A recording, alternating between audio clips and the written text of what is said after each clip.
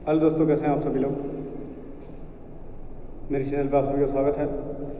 जैसे कि हम बात कर रहे थे कि आप लोगों से कि मैं पर्सन टॉपिक को लेकर एक वीडियो बनाना शुरू कर दिया हूँ। अब मेरा पिछला वीडियो भी देखे होंगे और उस वीडियो में आपको बताया भी गया होगा कि कैसे कैसे क्वेश्चन बनते हैं। उम्मीद करते हैं कि आपको पिछला वीडियो बहुत ही समझ में आया हुआ होगा। जो लोग भी नए हैं मेरे इस चैनल पे, कृपया वो मुझे पिछले वाले वीडियो को ज़रूर देखें, तभी उनको कुछ चीज़ें समझ में आएंगी, नहीं तो वो चीज़ें समझ में नहीं आएंगी। मैंने जितने भी वीडियो अब तक अपलोड किए हैं या तो उनसे रिलेटेड उनका कुछ टॉपिक है तो वो पिछले वीडियो को देखते रहें। और प्लीज़ लाइक, शेयर, सब्सक्राइब तो बिल्कुल करते रहें और इसको अपने के पास पहुंचाते रहें, जिससे कि उनको भी फ़ायदा होता रहे। तो हम बात कर रहे थे डाइजेशन की। डाइजेशन में हम कुछ चीज़ें आपको बताए थे, ठीक। अब कुछ चीज़ों की बात करने के लिए डाइजेशन की हम बात किए तो बताए थे कि आपको डेफिनेशन बता चुके हैं, कुछ ऐसे पार्ट्स बता चुके हैं कि आपके बॉडी के रिक्वायरमेंट क्या क्या चीज़ें होती हैं उसके बारे में बता चुके हैं। अब उसी कड़ी में हम आगे बढ़ेंगे तो पाचन के बारे में हम बात कर रहे थे, ठीक।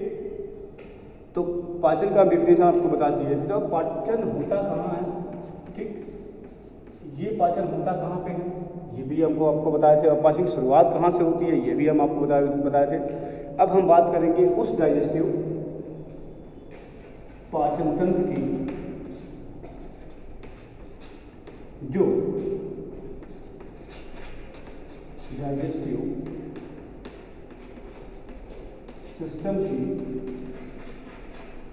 जिसके बारे में हम आपको अपने पिछले वीडियो में बता चुके हैं।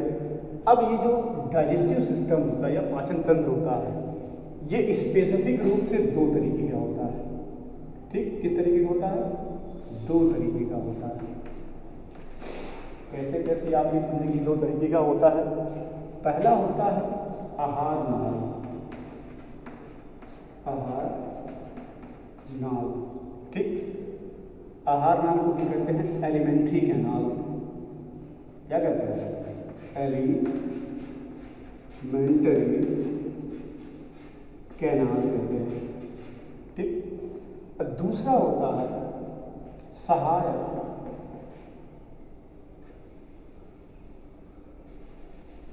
क्या होता है? सहायक, ठीक। सहायक पाचन ग्रंथियां। पाचन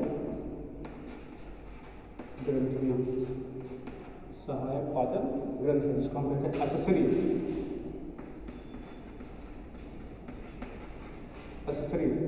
डाइजेस्टिव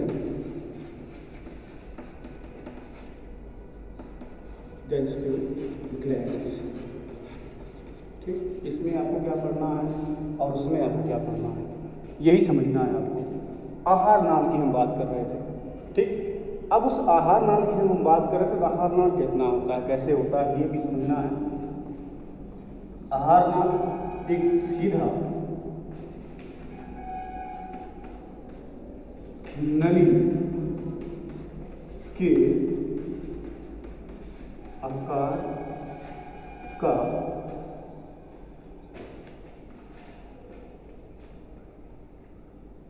आकार की संरचना होती है, ठीक। जो लगभग 9 से 10 मीटर के आसपास होता है, ठीक। कैसा होता है? 9 से 10 मीटर के आसपास होता है। लगभग पड़ता है 32 फीट के आकार का ही होता है। कितने आकार का होता है? 32 फीट के आकार का ही होता है, ठीक। जिसकी ओपनिंग मुख से लेकर मल द्वार तक होती है, ठीक। मुख मतलब माउथ, ठीक। और मल द्वार मीन्स पेनिस। और मेरे समझ में आ रहा होगा आपको, ये बहुत ही इंपॉर्टेंट चीज़ें मैंने आपको बता रहा हूँ, ठीक। एक तो ये चीज़ें क्लियर हो गई। अब हम बात करते हैं सहायक पाचन ग्रंथियाँ कौन कौन सी होती हैं। अब ये सहायक पाचन ग्रंथियाँ कौन कौन सी होती है ये भी आपको समझना है। सहायक पाचन ग्रंथियाँ कहाँ कहाँ प्रदान होती है ये भी आपको। पहला आता है लाल ग्रंथियाँ, लाल ग्रंथियाँ, ठीक। दूसरा आता है इसको हम हिंदी में कहते हैं जठर ग्रंथि, ठीक। तीसरा आता है अग्नाशय ग्रंथियां। चौथा आता है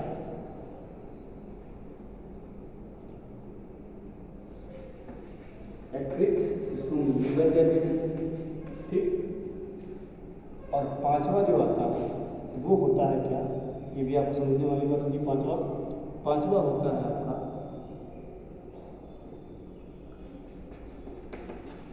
आंख की ग्रंथियां। आंख की ग्रंथियां ये होती है पांचों। ये सब इनका काम कब पड़ता है और इनका काम क्या क्या होता है, इनके बारे में हम सीधा बात करेंगे।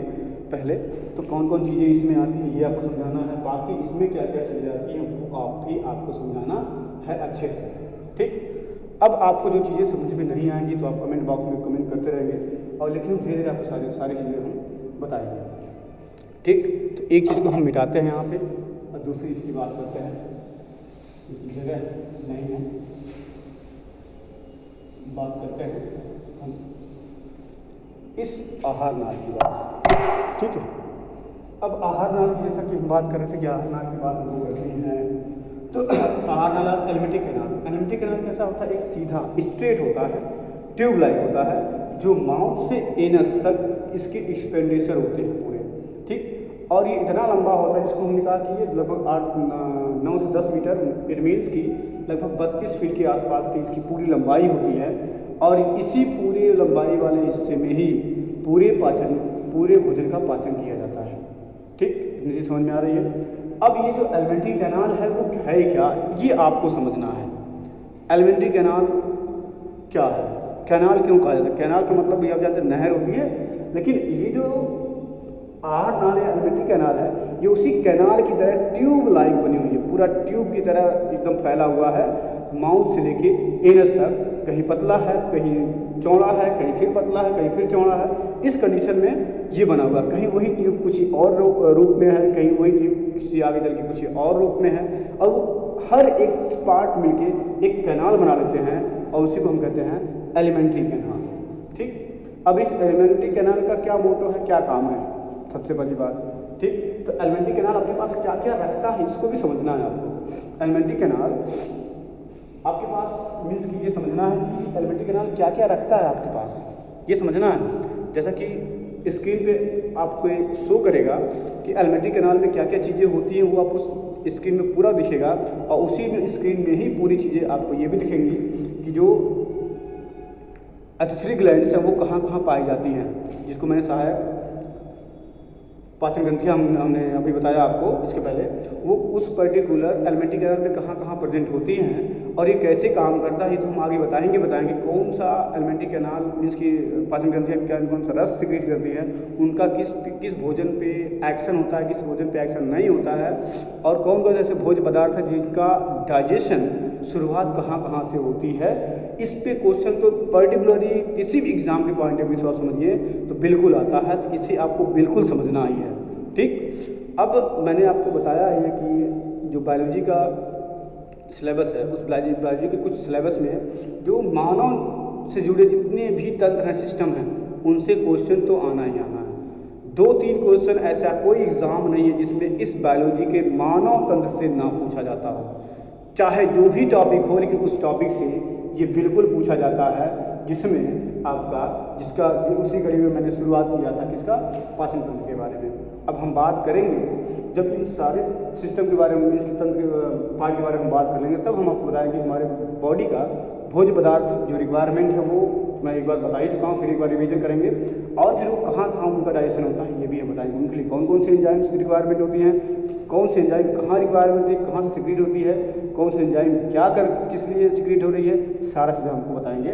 लेकिन हम पहले बात करते हैं एलिमेंट्री कैनाल की। एलिमेंट्री कैनाल जिसके बारे में आप सभी जानते हैं कि ये एक ऐसा आहार नली है जो पूरी तरीके से सभी सिस्टम के लिए रिस्पॉन्सिबिलिटी लेती है। यदि आहार आपको नहीं मिलेगा तो सेल को एनर्जी नहीं मिलेगी, सेल को एनर्जी नहीं मिलेगी, सेल फंक्शन नहीं करेगा, और आपकी पूरी बॉडी क्या कर सकती है, इनएक्टिव कंडीशन में जा सकती है, या एडमिट्स की फंक्शनेबल नहीं रह सकती है। तो ये कंडीशन होती है किस चीज़ की, ठीक, तो हम बात करते हैं इस एलिमेंट्री कैनाल में क्या क्या चीज़ें आती हैं। जैसा कि आपके ऊपर स्क्रीन पे दिख भी रहा होगा और ये आप देखेंगे भी किस तरह की चीज़ें आ रही हैं, और वो स्क्रीन पे जो आपको दिख रहा है एलिमेंट्री कैनाल वही होल स्ट्रक्चर होता है।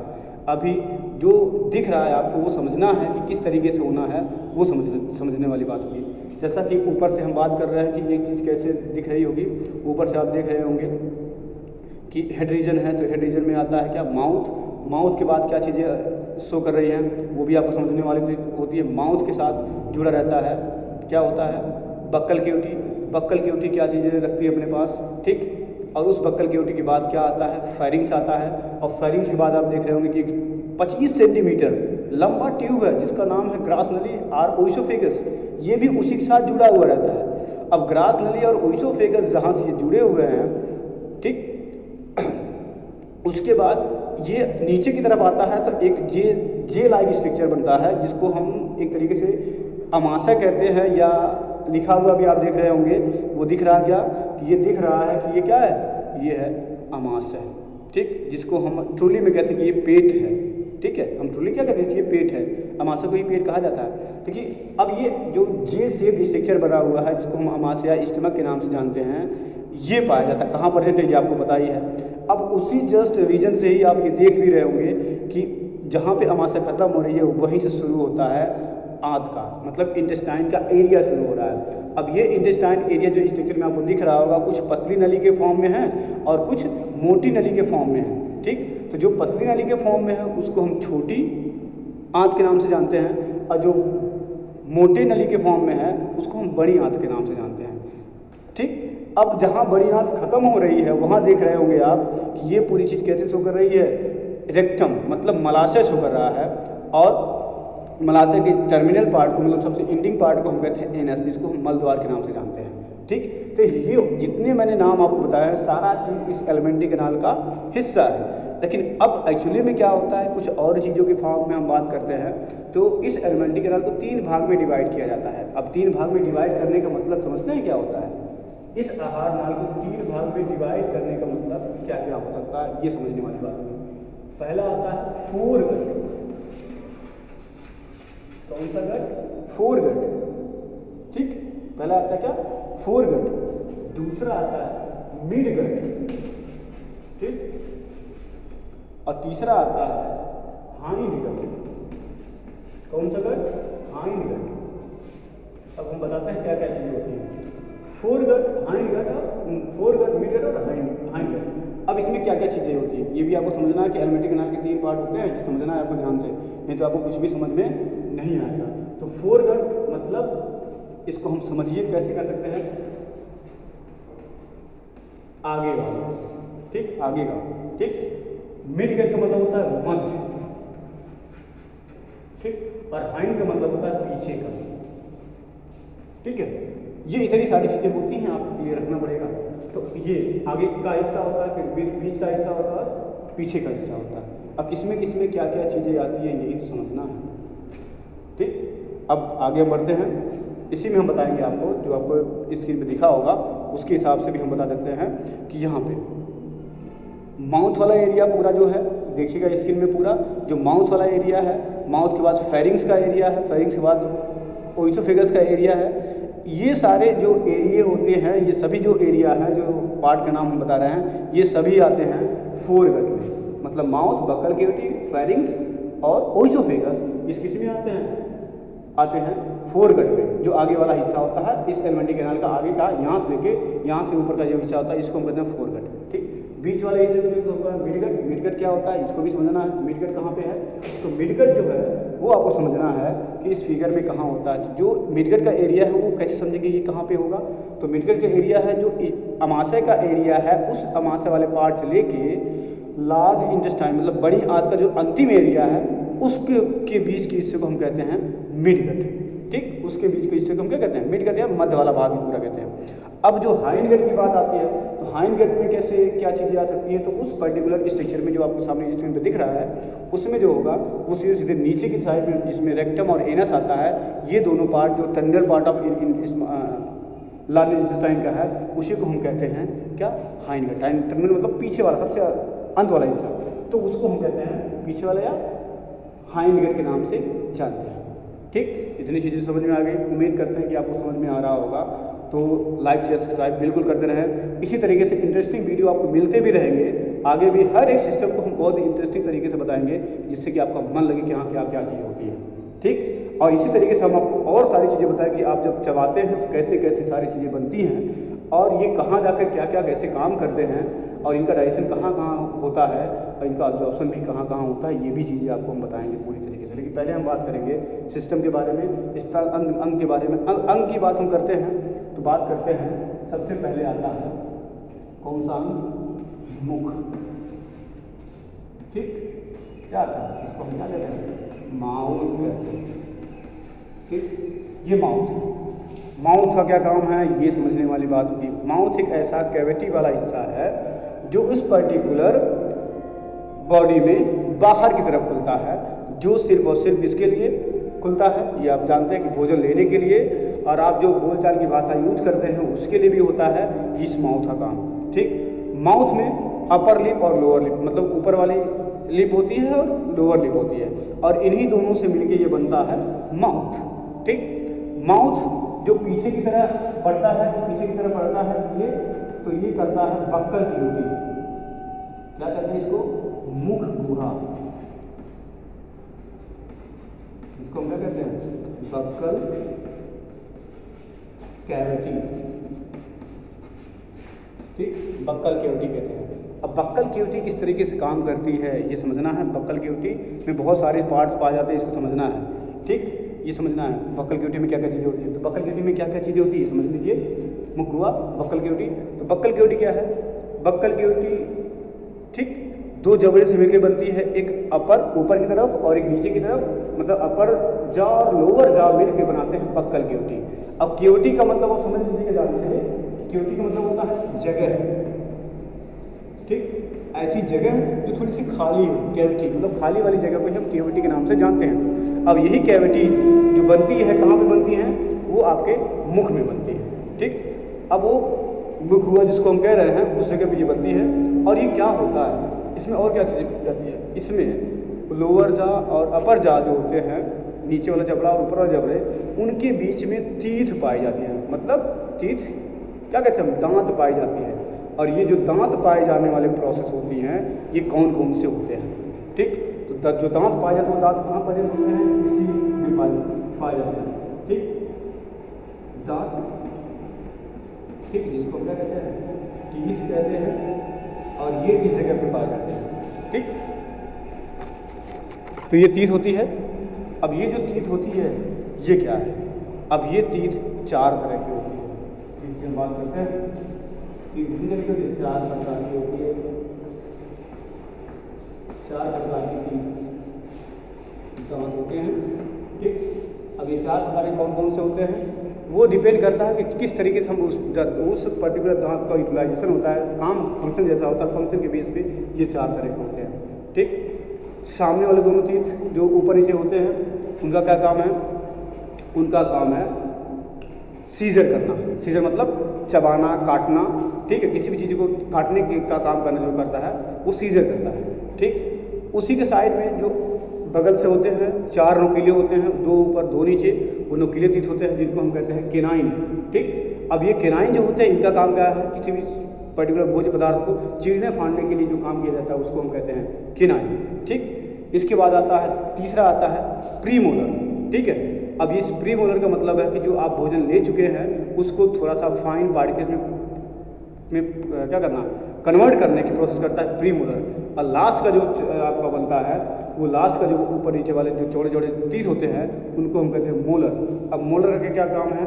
ये जो भोज्य पदार्थ आप अब तक ले चुके हैं उसको क्या करता है? मस्टिकेशन करना है, अच्छे तरीके से मस्टिकेशन करना है।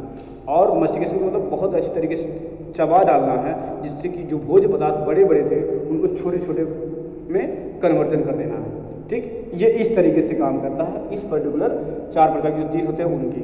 ठीक, अब क्योंकि जैसा कि पाचन का नाम ही है, पाचन तंत्र का काम ही है पाचन करना, जिसमें सरल कार्बनिक पदार्थों को छोटे कार्बनिक पदार्थों में तोड़ने की प्रक्रिया कहलाती है, उसी तरीके से टीथ का भी काम वही है कि जो बड़े बड़े भोज्य पदार्थ हैं उनको छोटे छोटे भोज्य पदार्थों में कन्वर्जन करने की प्रक्रिया ही इस टीथ का काम है। ठीक, जैसा कि इसका पूरा डिफिनेशन कहता है वही काम आपका तीर्थ करता है। कैसे करता है? भोज्य पदार्थों को, बड़े भोज्य पदार्थों को छोटे भोज्य पदार्थों में कन्वर्जन करने की, बदलने की प्रक्रिया ही ये तीर्थ शुरुआत करता है। ठीक, अब इसी की वजह से इस पर्टिकुलर तीर्थ वाली जगह को मैकेनिकल एंड, ठीक है, mechanical and other type of means की मैकेनिकल एंड केमिको डाइजेशन इस पर्टिकुलर माउथ रीजन, मतलब क्योंकि दांत जो होता है मैकेनिकल प्रोसेस करता है और उसके साथ स्लाइवा मिक्स होती है तो वो केमिकल प्रोसेस करती है और उस भोजन को क्या कर देती है, अच्छे तरीके से छोटे छोटे भागों में, छोटे छोटे पॉइंट में तोड़ने का प्रयास करती है। ठीक, उम्मीद करता हूँ कि आपको इतनी सारी चीज़ें समझ में आई होंगी। हम आगे बताएंगे, थोड़ा सा टाइम का इशू भी है आज भी मेरे साथ, तो आज इतना ही वीडियो रहेगा मेरा। आगे हम बताएंगे इससे आगे की हिस्ट्री के बारे में और बहुत ही इंटरेस्टिंग तरीके से हम इसको हम समझाएंगे आपको। कि उम्मीद करता हूँ कि आपको आज का वीडियो बहुत ही पसंद आया होगा, तो लाइक शेयर और सब्सक्राइब बिल्कुल करते रहें, अपने से अपनों के पास पहुँचाते रहें जिससे उनका भी फायदा होता रहे, और सब्सक्राइब करना बिल्कुल ना भूलें। मिलते हैं आगे वाले इस वीडियो के बाद, इस वीडियो के साथ हम आगे मिलते हैं आपको जो और भी इसके पार्ट है। उम्मीद करता हूँ समझ में आएगा। Like share subscribe, thank you.